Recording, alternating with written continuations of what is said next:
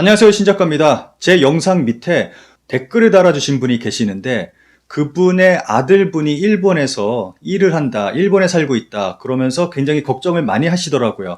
제가 그분 댓글을 보고 일본에서 지금 벌어지고 있는 일들이 정말 일본만의 일이 아니구나, 우리의 일이 될 수도 있구나 하는 그러한 생각이 들었습니다. 그래서 저는 정말 걱정되는 게 일본에 있는 한국인들 정말 어떻게 될지 그 부분이 정말 걱정이 됩니다. 무수입의 사활 문제, 신형 코로나로 외국인 노동자에게도 퍼지는 영향, 지원단체와 정부의 상담 필요라는 기사에 의하면 코로나19로 인해 해고되거나 자택되게 하는 외국인 노동자가 늘어나고 있습니다.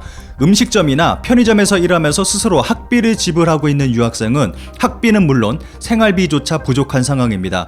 제조 현장에서는 특정 국가 출신의 직원 수십 명이 갑자기 해고되는 등의 문제도 발생하고 있습니다. 이런 이유로 관련 정부기관과 지원단체의 문의가 폭증하고 있습니다. 문제는 일본어와 영어 대응만 하고 있어서 일본어가 서툰 외국인들에게 일본어만을 강요하는 문제도 발생하고 있습니다.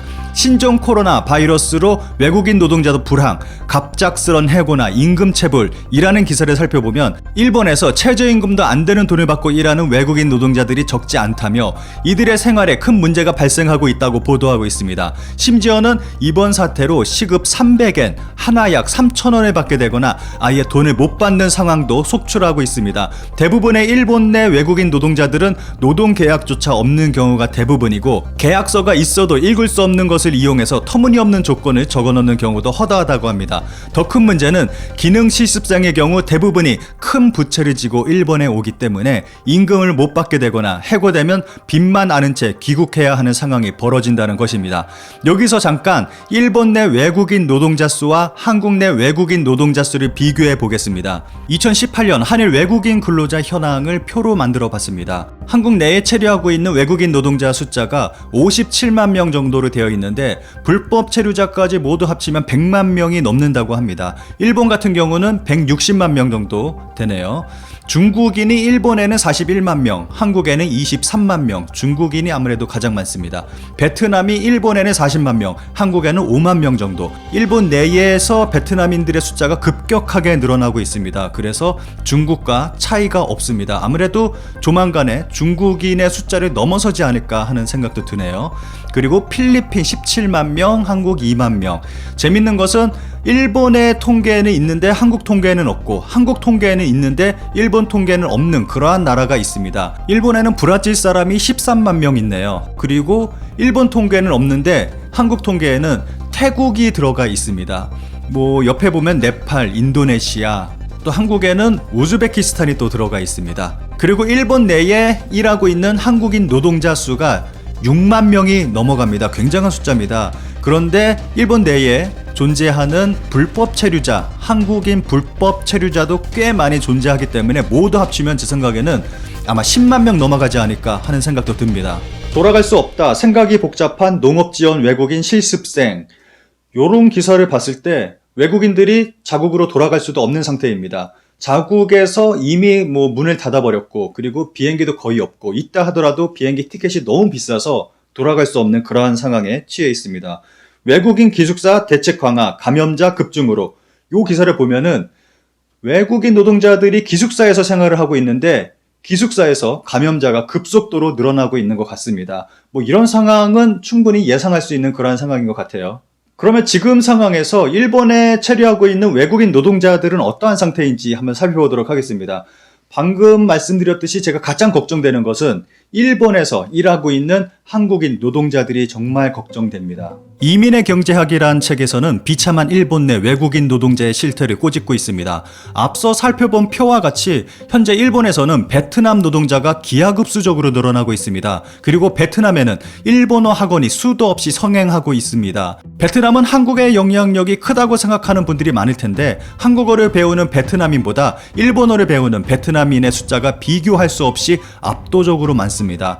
일본에서는 베트남 노동자를 노동노예라고 부를 정도입니다. 책에서는 일본 내 외국인 노동자들이 의료 사각지대에 놓여 있기 때문에 매우 위험한 상태라고 경고하고 있습니다. 코로나 재난 뒤에서 죽어가는 외국인 노동자를 못 본 채 하는 일본 사회의 어둠, 일회용인 상태로 괜찮은가? 라는 기사에서는 현재 일본에서 외국인 노동자의 심각한 상태를 고발하고 있습니다. 현재 일본 내 외국인 유학생 노동자들은 학교에 가지 못하고 직장을 잃게 됐고 비자도 만료된 상태에서 살고 있던 방을 계약 연장하지 못하고 길거리로 나앉거나 종교시설에 들어가 생활하는 사람들이 급속하게 늘어나고 있습니다. 그리고 그 중심에는 베트남인들이 있습니다.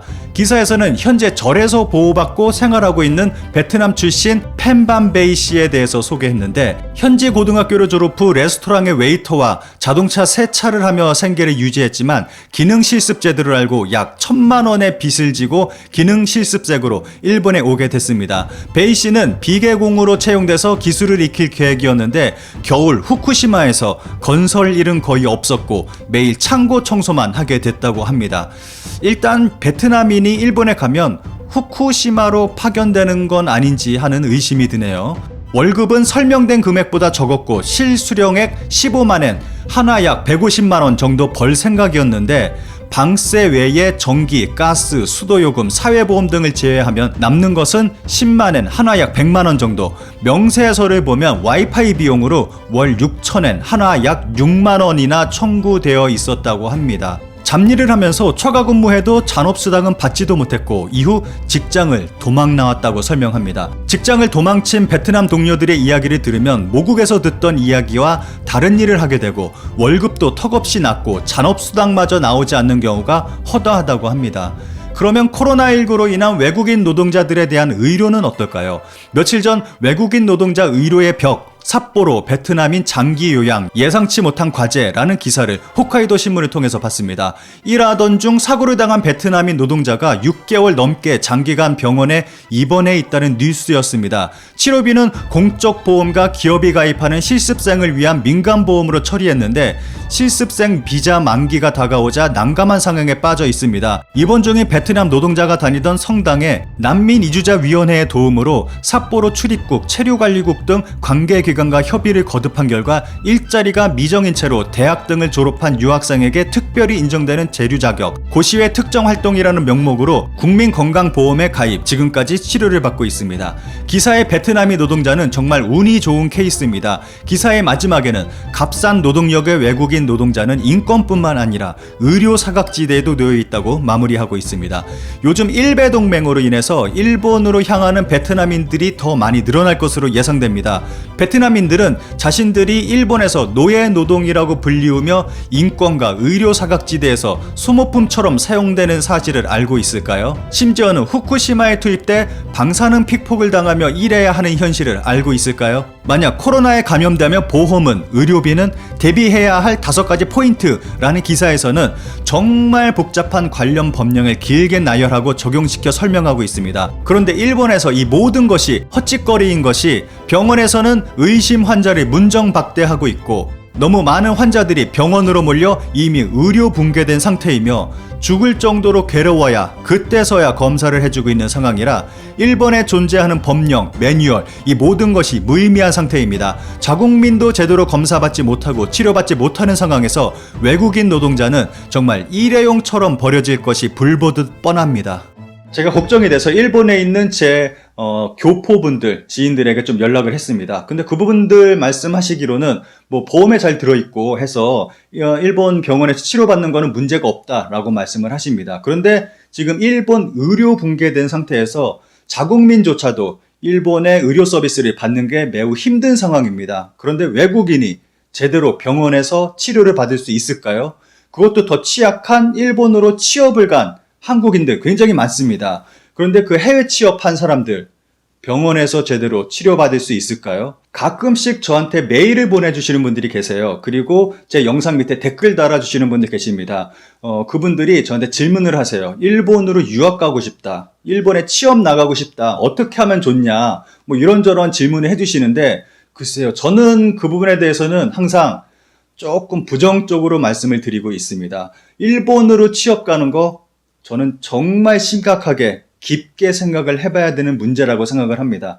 뭐 일본에서 정말 좋은 조건 내걸고 스카우트 해간다면은 그거는 상관없는 건데 일본 취업 깊게 생각을 해봐야 됩니다. 아무래도 내 조국, 내 나라에서 일하면서 지내는 게 가장 좋은 것 같습니다.